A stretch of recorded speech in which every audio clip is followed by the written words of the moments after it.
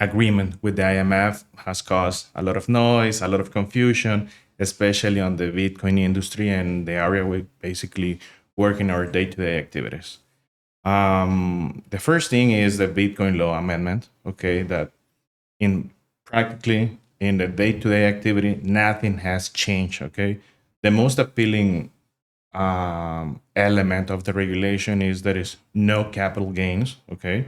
And that article, that benefit in the regulation is still the same.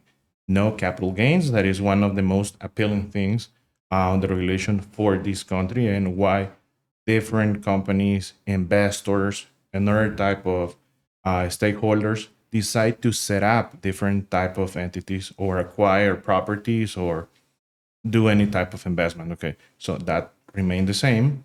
Also, we advise, we work in a day-to-day activity with wallets, payment providers, and other entities that are involved in the day-to-day activity on the accepting, paying, and do all activities related to Bitcoin. And we have not seen any decrease on all the population that it has learned and has basically adopted as a way to do business Bitcoin. We have not seen any decrease on the volumes that they expand in their daily merchants, okay, wholesalers, supermarkets, hardware stores, etc.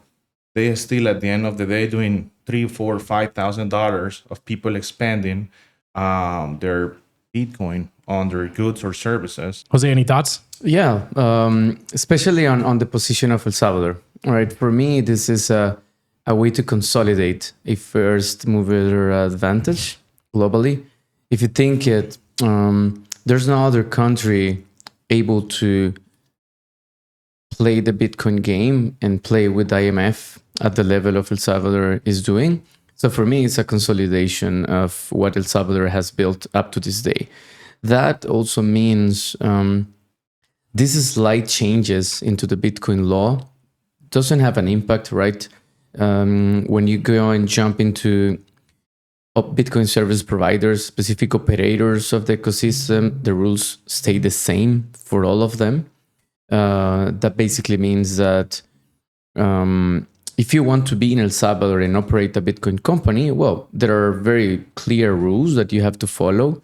And the slight change in the law is basically stating that Bitcoin keeps being a legit circulating asset, so you can pay obligations, acquire obligations.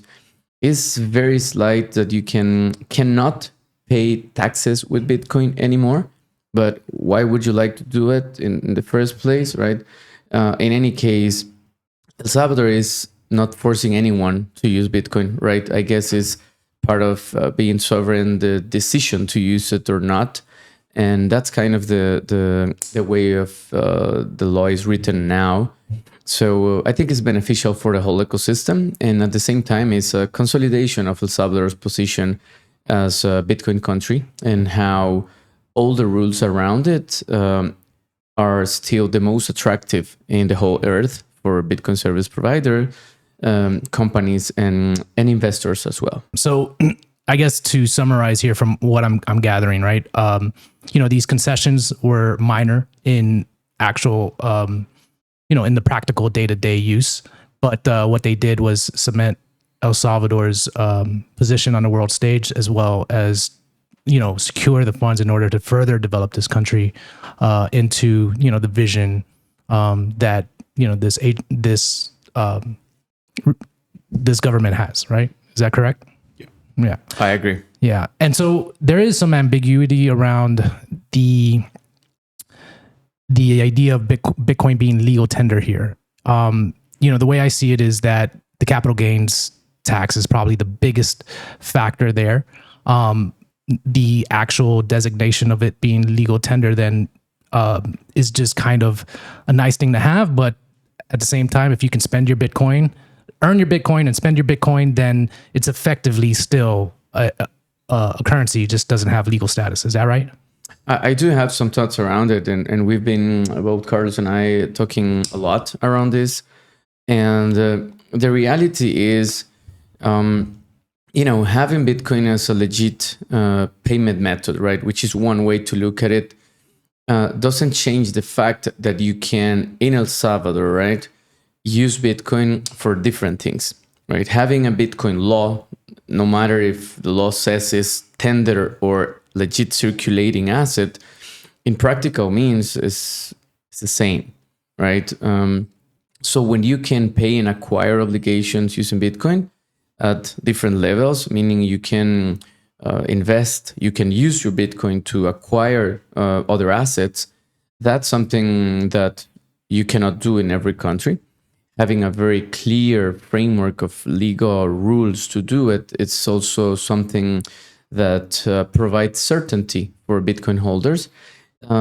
So yeah, around that slight change, initially you can tell it could even be beneficial to not compare Bitcoin to the US dollar, which is the way it was written before, right? So having a special treatment, which is what we have, a special beneficial treatment for Bitcoin holders and Bitcoin ventures, that's kind of what the Bitcoin economy needs, right? And in the end, is us, right, Bitcoin holders, who are in charge of incentivizing Bitcoin adoption.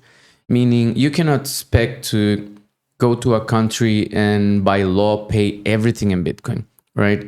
That's not the Bitcoin spirit. In the end, you want to incentivize the economy to adopt it, and by itself and by its benefits to spread out and adopt it as a legit circulating asset. And this is what we have in El Salvador. So I guess it is beneficial. And even if this word is not anymore in the law, like tender, it's expressly legit to use Bitcoin in the economy of El Salvador.